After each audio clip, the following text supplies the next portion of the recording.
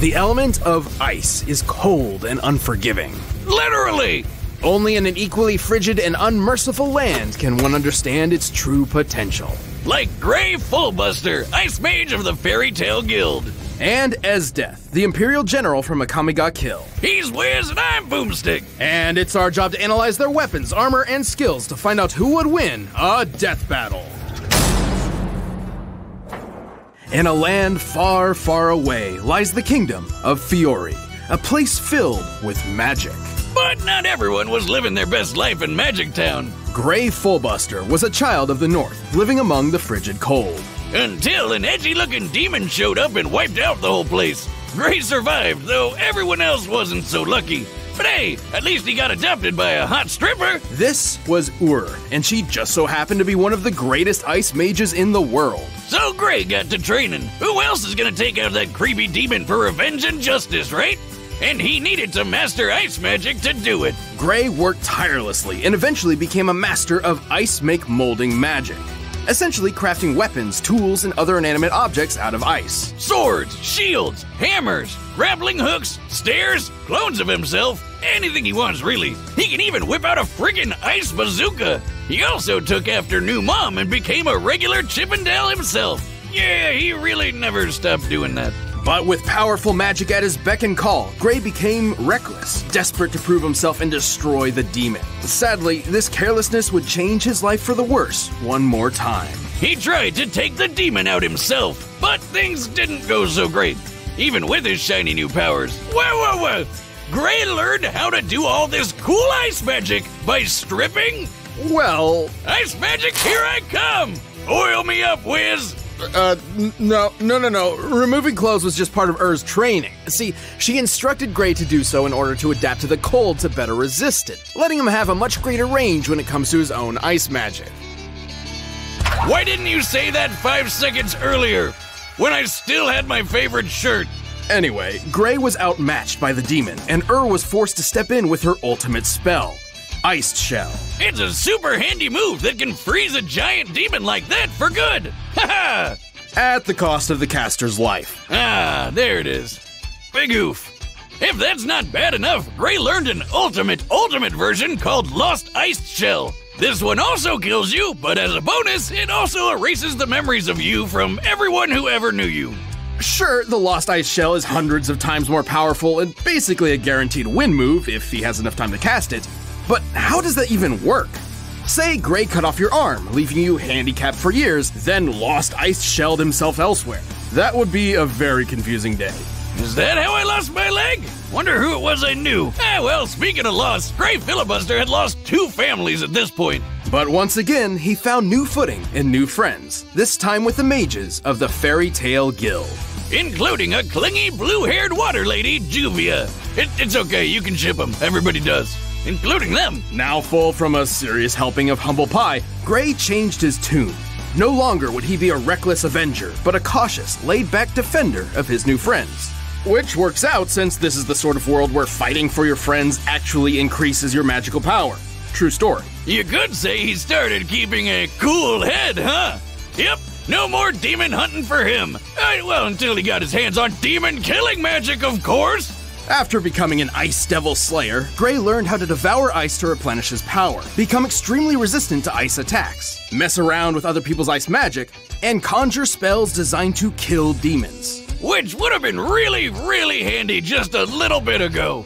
Oh well, with all this magic, ice mages can wipe out an entire town all at once, or stir up an ice storm that covered the country of Fiori. By comparing Invel's ice storm to the scale of Fiori based on official maps, it appears the force and energy of the storm would be equivalent to more than 27 gigatons of TNT. Now that's a big-ass storm! And it makes sense, as Gray can fight on par with fellow guildies Natsu and Urza. Natsu has dodged lightning, and Urza blew up this giant meteor all by herself. Measuring the distance between the meteor and land in this shot, then comparing its size to Urza in this one, we found that Urza must have been moving over 20,000 times the speed of sound to intercept it, striking it with a force of over 50 teratons of TNT. And Gray should definitely be in the same ballpark at least, especially since Urza wasn't even at her full strength. Truly, as long as Gray keeps his pants on, Literally, he is a fierce warrior who will always fight for his friends. I've got a will all of my own. And it says my friends and I are gonna walk the path of life! As a child, Esdeath lived among her clan in the northern frontier, hunting giant monsters called danger beasts with her father. Awesome! Now that's how you raise a kid! Look at the size of that thing! Where can I get a hunting license for those? However, Esdeath's destiny would lie further south, among a 1,000-year-old empire. Because what do you know? Her whole clan got wiped out, leaving her as the lone survivor. Now, normally this would lead to a dramatic revenge story and a lesson on friendship and appreciating what you have and stuff. But, that's not what happened. Right, Esdeath ascribed herself to a sort of survival of the fittest philosophy. To her, if her father lay dead before her, that didn't mean she should be sad or angry. That meant her father was weak. You're damn right! Finally, somebody knows what I'm talking about! That's my power of friendship! This girl's got it all figured out! Well, now on her own, and maybe a bit insane, Esdeath joined the militant ranks of the widespread empire, where her violent nature found a new calling. Yeah, like when she buried 400,000 people alive! Mama Boomstick always told me you should enjoy your work, so good for her, I guess. She even got a promotion and an offer of a new weapon that would change everything. A Tegu. Esdeath was already extremely proficient with a sword, but this was something entirely different. A Tegu is a supernatural relic forged from the remnants of special danger beasts. They can take the form of anything from a battle axe to a flute to a giant pair of scissors. However, Esdeath chose one so unique, most were absolutely terrified of it. It was blood, the demon's extract. And because she's a totally sane and normal person, she drank it. All of it. Okay. After surviving the side effects, you know, the usual headaches, nausea, maddening voices in her head telling her to kill everyone, Esdeath earned her reward. Ice magic, bitches! She can make and shape ice out of thin air. Weapons, shields, platforms, horses, frickin' meteors. You name it, she can make it. Plus, she can fly by holding herself in the air with ice, and once built an entire army of ice horse people. Look at them all! There's thousands of them! Well, it did take her a few days to make them all, implying she has a limit to her ability. Regardless, her enormous power is clear. She can even create a giant suit of armor around herself like some sort of icy mech. So she's a super deadly ice lady, but she's also got a soft side. Even with all the power she held, not even sadistic conquest or unstoppable ice magic could fill the void in her heart. Esdeath sought one thing above all else: love. The Ice Queen needs some lovin'. I know just the man for the job. So does she, apparently. She made a list of the specific qualities in her ideal man, who turned out to be this guy, Tatsumi. What? Really? Oh, some dopey generic anime protagonist kid. Well, he literally is an anime protagonist. Oh, come on, he's like a 3 out of 10 and she's not even on the chart. She's way too good for him. Is she? Oh, right, she's crazy. Even better! Deranged sadism aside, there is one skill of hers which impresses above all else: Mahoptima. Gesundheit. It's a time step she can only use once per day. It freezes time, but like literally freezes it with cold. This makes no sense. Anyway, Esdeath got to work leading her new hunting group called the Jaegers and doing as many awesome things as she could to impress that Tatsumi brat. Once she froze an entire river with 0 effort. Imagine how many slushies you could make with that. That isn't even a fraction of her true potential. After absorbing those tens of thousands of ice cavalry, Esdeath harnessed enough power to create an icy storm that spanned an entire continent. Comparing its size relative to the planet's diameter, producing a storm of this scale would require a kinetic energy over 280 petatons of TNT. Super impressive, but remember, it took her, quote, a few days to make that many ice people. Essentially stockpiling a lot more power than she would normally be capable of on any individual day. But Esdeath has tangled with the toughest rebels out there. A Kami who can dodge lightning, and dumb old Tatsumi who was strong enough to outmuscle this absolute unit of a Tega called, Shiko Taser. What's up with all these made-up German words? Shikoteza, or the Primus Imperator, was powerful enough to create a massive crater outside the Imperial capital. To make a crater of this size, the blast must have equaled over 900 teratons of TNT. And Esdeath is even more hardcore. Get this, one time her arm was poisoned, but before she let the poison spread to her body, she karate chopped her whole freaking arm off and replaced it with an ice sword. Yes! Sadly, or luckily, depending on where you stand, all the power in the world wasn't enough for Esdeath to win Tatsumi's love. And she didn't even get to conquer the world either, because the main title character had to ruin everything. But in the end, she didn't lament her failure to conquer, or see herself as weak. Rather, she simply regretted not being able to look at Tatsumi one more time. Perhaps her cold philosophy was growing a bit warmer. Or maybe she was just an insane psychopath. I will always be on top. I will always be victorious, no matter what gets in my way. Alright, the combatants are set, and we've run the data through all possibilities. But first, all this talking has made me hungry for Blue Apron! With more options than ever before, Blue Apron makes it easy to eat well. Choose from a variety of chef-designed, ready-to-cook meals with perfectly proportioned ingredients and flavorful options. Can confirm, there's some really delicious food to choose from when you get a box of Blue Apron, and it comes straight to your front door. Prices start as low as $7.49 per serving. Plus, if you have a busy schedule like myself, Blue Apron is absolutely flexible. So you can skip entire weeks at a time if you need to. That's certainly come in handy for me when I've gone out of town. There's something for everyone in the Blue Apron menu. And it's a great way to show someone that, yes, you can cook, even if you never have before. Cooking doesn't have to be a hassle. Blue Apron gives you options and makes it easy, taking the guesswork out of dinner so you can enjoy a home-cooked meal. Check out this week's menu and get $60 off when you visit blueapron.com/battle. That's blueapron.com/battle. Blue Apron, feed your soul. But right now, it's time for a death battle!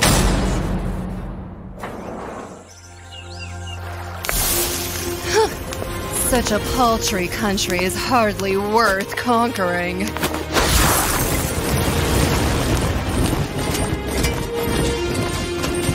Hey! Take your troops and get out!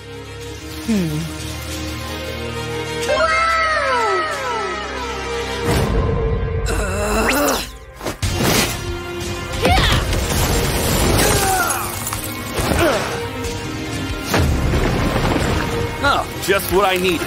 Another crazy, blue-haired woman in my life.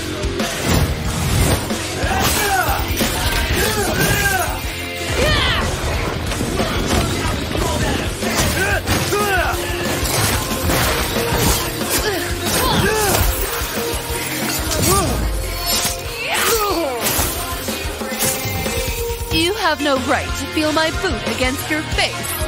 Now, die for me! Ice make crescent flame!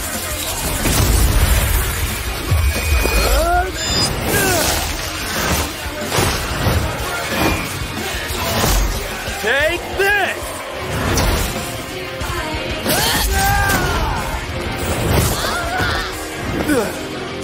Ice cannon!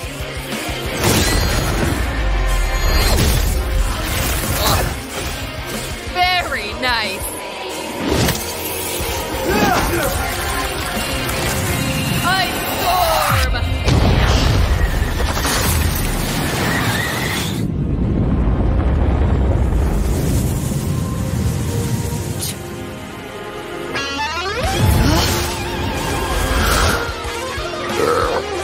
Thanks for the meal.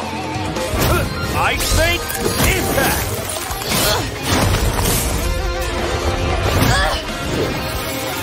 Ice Devil, Zero Longsword!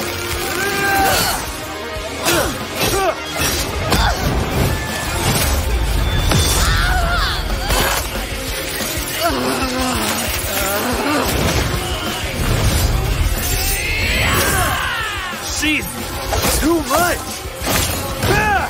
I have no choice. Ice!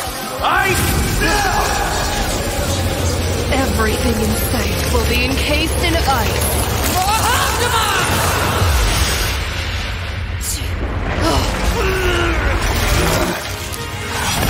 Breathe.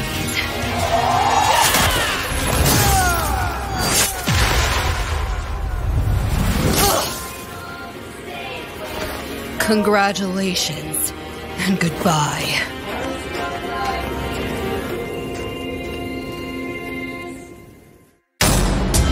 KO! This just in, male stripper found dead after a crazy night with a dominatrix gone wrong. More at 7. Let's get to this. This was certainly an interesting matchup, and both cryomancers held their own advantages. Oh yeah, Gray's awesome ice make powers meant he had a ton of versatility at his frosty fingertips. Like how he could eat ice to replenish his magic. She sure didn't see that one coming. Though being the tactician she is, Esdeath likely wouldn't fall for any of Gray's tricks more than once. Also, both were in the same range of speed by scaling to feats of dodging lightning. Yeah, but the Queen of Cold Kink definitely had more ice power up her sleeves. Just look at those storms. The one Gray scales to covered a country, while Esdeath's covered a whole continent. True, but we still had to deduce the exact nature and potential of her storm. Remember, Esdeath specifically claimed it took her a few days to make the ice cavalry she used as fuel for the storm.